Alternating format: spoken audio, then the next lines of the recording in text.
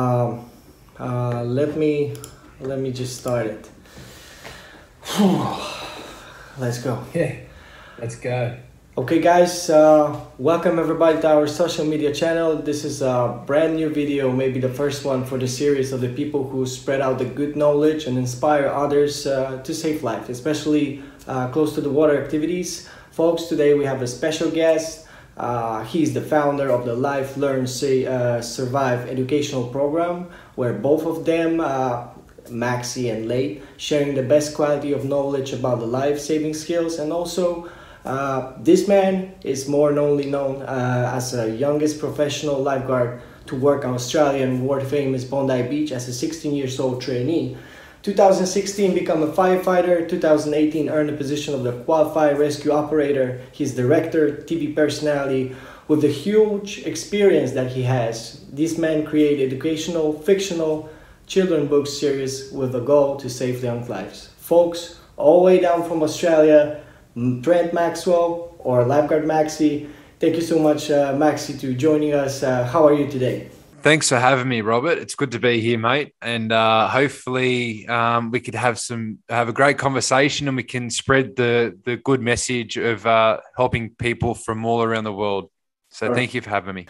Summer's right about the corner in Australia. How are you guys getting ready for the hot days? Yes. Yeah. So the summer's coming. A couple more weeks before the weather starts getting really hot. But yeah, we're gearing up for a busy summer. We just got out of lockdown as well. COVID's been around for the last 6 to 12 months. So it's been quiet summer last year. We are preempting that it's going to be a very busy summer this summer. So yeah, we're getting ready, mate. Maxi, the first question, how you become a lifeguard? What was the journey? What was the reason that you become a lifeguard and develop your path, your life path to another services such a firefighter? Maybe somebody from your family was a lifeguard or... Yeah. So I was the first lifeguard for the family. So basically what happened was when I was about 11 years old, I joined the local surf club at South Maroubra, which is near Bondi. And it's a volunteer life-saving club. And I got a love for volunteering and helping people and being a surf lifesaver. I saw a few of the permanent lifeguards, paid lifeguards working at Maroubra Beach, and I hit one of them up and said, "Hey, how old do you need to be a lifeguard here at Maroubra?" And they said, "Oh, you have to be 18 years old." I said, "Okay, well, I'm only 12 years old." So, give it a couple of years. When I was at school, I was going to leave school in year 10, which I was being about 15 years old. And I asked my career teacher if I can do work experience at Randwick Council. And they said, nah, you can't. You have to be 18 to be there. So I hit Hoppo up, and everyone knows who Hoppo is. He's the boss of the Bondi Lifeguards. I sent him an email, literally sent him an email when I was 15 years old saying, "Hey, Bruce, my name's Trent Maxwell. Can I please come and do work experience for a week?" And literally went down there for a week work experience, and a week turned into every Monday for the rest of the year. And at the end of that year, they offered me a traineeship when I was the age of 16, which hence I was the youngest professional lifeguard ever to work at Bondi, which was pretty crazy thinking about now. I just turned 30 as 15, 16 years ago. And since then I've managed to make my way through the lifeguard ranks, got into the fire brigade, become a firefighter about 6 years ago. Got a company called Live, Learn, Survive with my business partner, Leigh. I've got Maxi Rescue Squad, which is all around the world, inspiring young adults and kids how to save lives. And I've published 4 books as well. So I've been very busy, but this is only the start, mate. This sort of stuff, even getting bigger and better and getting more people from around the world involved in what we do. It's amazing. And I can't wait to see what the future holds for us and the Baltic Rescue Team. That's quite a long journey. Maxi, since you got like 15 years of experience, in what kind of organization besides your own organizations you are right now, especially in for the lifeguarding? Do you participate with some kind of other lifeguard companies or organizations? So not necessarily, because I'm pretty busy with my own company, and then obviously the things that I do within Live, Learn, Survive with the Rescue Squad and the podcast and stuff like that. But I do volunteer some charity time and do stuff for the burns unit here in Australia. I raise money for the burns unit for kids that get burnt. We do some other cool things where domestic violence and stuff like that. So I'm always doing bits and pieces, but the volunteer side of things of lifeguarding, it's I haven't been doing it since I was 12 or 13. So yeah. Let us jump off to the topic of the educational work. What do you think about the level of the knowledge of drowning and all the dangerous things that can happen on the beaches, rivers, lakes, and swimming pool in Australia? If there's any scale that we can give the people right now from your experience as a 15 years since you start being a lifeguard, what was the educational level and until now, right now? Yeah, we're pretty lucky in Australia. A lot of people do learn to swim, but not enough. It's part of the school curriculum to learn to swim, and a lot of people do swim, and we're quite lucky that we have pools and beaches and lakes and dams, but we still have up to 200 people each year drown, not just on the beaches, but also inland as well in pools and dams and lakes and rivers. So the education still needs to get out there. I think during COVID, it's kind of been a bit hard because people can't go swim training or learn swimming. Right. People can't go to the local beach because they're in lockdown. So I think, unfortunately, this summer, I would hate to say it, but I think there might be a few more drownings this year coming to this summer because no one's ready for it. No one's been training. No one's been practicing. Yeah. In the last 16 years, I think in some areas it's been better, but there's not many people doing what I do with the rescue squad. We're actually the first rescue squad online in the world. And even then, we haven't got as much traction as you think. People are still trying to get their heads around it and still trying to understand what it is.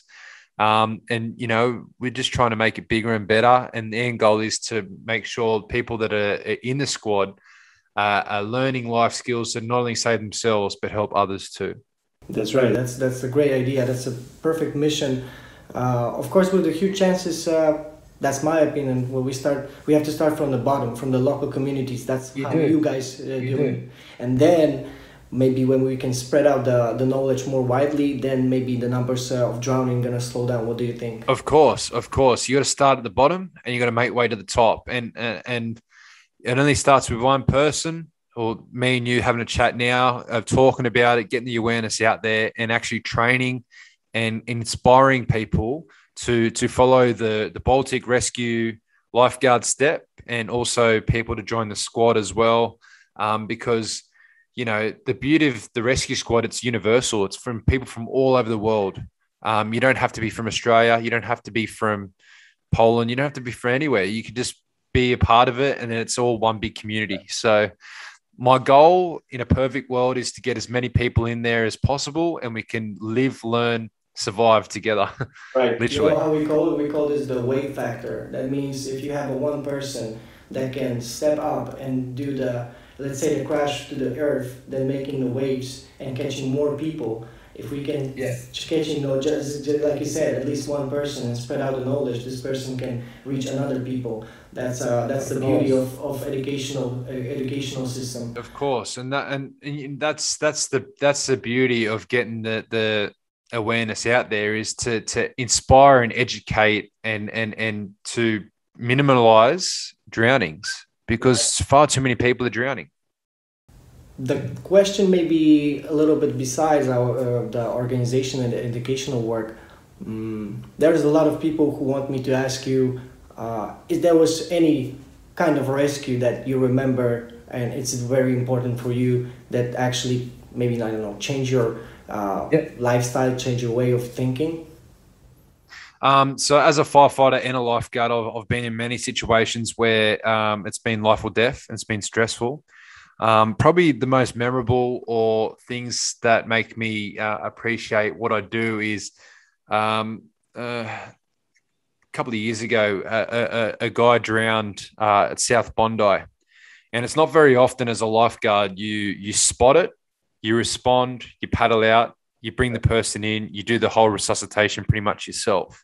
Right. So I was very lucky to be in that situation to make me a better lifeguard by obviously identifying someone face down, to respond quickly and efficiently, to be able to strip down, get all my gear off, paddle out there as hard as I can, grab the patient, get the person in using the waves and the sandbank, drag the person up and doing, I think we worked on him for about 12 minutes of CPR, and he made a full recovery. We got him back. So, you know, that's just one resuscitation, but, you know, I've been a part of a number of resuscitations where we've brought people back to life, which is really powerful when you think about it. But we're very lucky as lifeguards because it happens right in front of us. As a firefighter, not so much, because something happens and then someone rings 999 or 911 or 000, and it goes to the operator and then it goes to the fire station. By the time we get there, sometimes it's a bit too late. And as you know, resuscitation, it's very important to get a defib on, do good compressions early. But yeah, if you're too late to the party, sometimes, unfortunately, that person passes away. So as lifeguards, we're very unique because we're there ready to respond and it's happening right in front of us. And it makes us actually really good operators and good rescuers because we are faced literally with it. You can't run away or you can't hide from it. If you're wearing the uniform, you got the equipment, someone drops in front of you, you're doing the rescue, you're saving that person's life. Or you got to do everything you can to save that person's life. The life, learn, survive. Why the life, learn, survive? What that means exactly? This words. Why in this order? And there's any definition of it? Yep. So you got to live life to the full. So you got to live your best life. You got to learn the processes, learn the skills, learn the tips and tricks, and then you also need to survive it as well. So me and Leigh come up with the name Live, Learn, Survive because all three of those things are very powerful words. You need to live, you need to learn, and you need to survive. That's the thing. And we're actually, you know, we're a registered company. We've done all the right things. We've literally built from the foundations up, and we're only getting bigger and better. And there's some really exciting news coming in the next couple of months that I can't share on this Zoom. However, you know, you guys will be a part of it as well. In the next couple of months, we've got some really exciting things coming for Live, Learn, Survive, and it's going to be a game changer. So great. Yeah. But the beauty of it with Live, Learn, Survive is we have all different branches that come off Live, Learn, Survive. So we have Live, Learn, Survive as a company. Then we got the podcast, which is on Spotify and Apple Podcasts and stuff like that. And then we also have the Rescue Squad as well. So, and the books. So we've got three things that are stemmed from Live, Learn, Survive. So it keeps us busy. That's really great. What I have to say to you guys, it's a perfect idea how your squad, your team over there using be honest popularity of the Bondi Rescue series, of your popularity to spread out the educational mission. That's how it's supposed to be done. Yeah, exactly right, mate. And you know what? I don't do it for the claps or the pats on the back, and I really appreciate you reaching out and saying good work. But you know, I do it because I just want to be better than I was yesterday. I want to make sure that I leave a footprint behind of people knowing, and being a first responder, I see tragedy all the time. And if I could prevent someone from being another statistic, another fatality, or if someone that learns something from me can help someone in need, then like you said, it's a ripple effect. It's a wave effect. And that's the whole point of Live, Learn, Survive and Maxi's Rescue Squad and everything in the books, is to to be able to give back and spread my knowledge and experience and inspire other, not just kids, but young adults, doesn't matter how old you are. Hopefully something you can learn from it, and just something I just want to keep spreading the word. I'm only just turned 30, so hopefully I've got a few more years in me left to be able to spread the word far and wide. Live Learn Survive project, the platform. Can you tell us more, the Polish Lifeguards, what we can find out over there? Is there any memberships that we can just join for you guys, or what we can find out over there? So at the moment, to find us, obviously you can find us on Instagram, Live, Learn, Survive. But if you find us on lifeguardmaxi.com.au, the website, lifeguardmaxi.com.au, it would have all the information there about the rescue squad, about the books, about what we do. If we ever were to come to Poland or somewhere around the world where we can educate and teach and do like the face-to-face or the online stuff. So yeah, if anyone's listening or watching this, just jump on there, reach out to myself, Lifeguard Maxi on Instagram, and just DM me and say, hey, I'll listen or watch this Zoom meeting. I'm more interested in Maxi's Rescue Squad. The crazy thing is we've got over 24 countries now in the rescue squad, and we'll love to have Poland in there eventually. So, if anyone's watching or listening, jump in. For the price of less than a coffee a week here in Australia, so $2.50, you have access to videos each week that I do. We do special guests on podcasts. We also have discounted for merchandise and stuff like that. We've got cool shirts and cool hoodies. We've also got a live Zoom that we do every month where everyone can tune in, everyone gets the code, and then it's kind of like a community thing where everyone's brought together each month by Zoom, and we can, host Kahoot quizzes. We can have chats about what we learn in the lessons. So it's basically the club element, online club. So basically what we want to turn Rescue Squad into, the biggest online rescue club or squad in the world. That's a really great idea, and I hope the Poland's going to join you guys, and especially it'll be awesome to have Poland in there. Our association would like to join because I already do the research. Let's jump off to the thing that really get my attention. That was the books. The book, Maxi Beach Rescue for the kids. First of all, congratulations for the product. It's an amazing idea. I think that's the best thing that can happen on the lifeguard world, because it's amazing idea to share the knowledge by the educational book. It truly brings attention for the website, for the content, and how big impact so far has this kind of idea, these books for the young generation in Australia.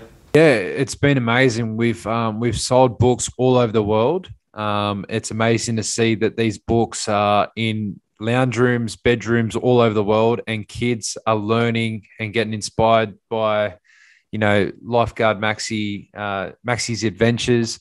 So the first three are for 8 to 13, 14-year-olds, and you can get them through the lifeguardmaxi.com.au website. And then that's just 3 novel books about loosely based on my childhood, Maxi aspiring to become a lifeguard. So it's a cool story. And then you also got themes in the back of each book. The first one's about rips. Second one's about heat stroke and heat exhaustion. And the third one is Dr. SABCD, which is resuscitation, which is very cool for kids to learn that. And then the fourth book, Maxi's Beach Rescue, is from 0 to 5 years or 6 years. And again, that's just a fun little story about Maxi getting a brand new football or soccer ball or football ball, and then going down to the beach with their family. The dad kicks the ball really hard and it goes into the rip, and Maxi goes in and has to get rescued. So there's a lot of lessons in these books that will save kids' lives, and we're in the process of hopefully doing book 5, which is going to take us away from the beach and take us inland and talk about the rivers and the lakes and the pools. So some really cool things coming up. It's amazing that Poland are seeing what we do for work, and a little birdie did tell me that a set of books are coming your way. So That's Feel free, mate, to spread the word far and wide, and hopefully you enjoy these books. And you know, your English is great, but it'd be good to teach the younger ones some more English, and you could read it in English, and you can teach them, you know, in English some of the terminology we use here as lifeguards. especially here in Poland, we change a little bit. Our language is pretty hard, and and but the word is just getting us to our country, and more young people speaking English. So it's not going to be a problem. I'm really happy to have your product here, guys. And first of all, I'm going to show our lifeguards what kind of idea you came up with the books, and of course we're going to spread out the message because it's a great idea. Can you tell me about the kids, how they react? They enjoy this kind of books? They enjoy it because I was a reluctant reader growing up. I didn't really like reading, but I made sure that these books are very informational. They've got some really cool stories. It's inclusive. It teaches you persistence and fighting for what you believe in. So the reception I'm getting from the kids is they can't put the book down. At the back of each book too, we've got a word search or like a crossword kind of thing for like activities, and also got beach tips as well, which is, you know, like just little games within the books as well to keep the kids engaged. In the fourth book, the picture book, on every page there's like a hidden fish that the kids have to find, and there's some hidden surf safety messages, and there's also some coloring in as well. People can color in some stuff, and it's just really hands-on, and hopefully kids, it's not just your average book, put it that way. Exactly, it's just taking the boring, because I remember when I was a kid, sometimes there was some kind of guys coming up to our schools and having with us a conversation or presentation about the dangerous things, and to be honest, we all know when you have a strong group of people like a lifeguards or soccer players or whatever in a team, that you'll actually do not pay attention, especially when you're young and you are in the age, maybe earlier, maybe a little bit older, you don't want to pay attention. But this kind of things, it's really great idea. And yeah, definitely, mate, definitely. And adding on to that, your hoodies, your jumpers are really cool. The Bondi Rescue hoodies, is that just the front of it? It's a brand new. We just came up with this idea. Basically, we got two. Is there anything on the back? The original logo is like this. That's awesome, man. And what's the bottom say? Life saving. It's a batik. It's the new wave of life saving. That's awesome, man. What I'll do, we have to organize a swap. I'll send you a Maxi Rescue Squad hoodie over, and you have to send one back. We'll do a swap. We'll sort it out, man. Because you have to know about this hoodie. It's a really how to say it, especially for the Poland weather, right? Yeah, So very warm. Yeah.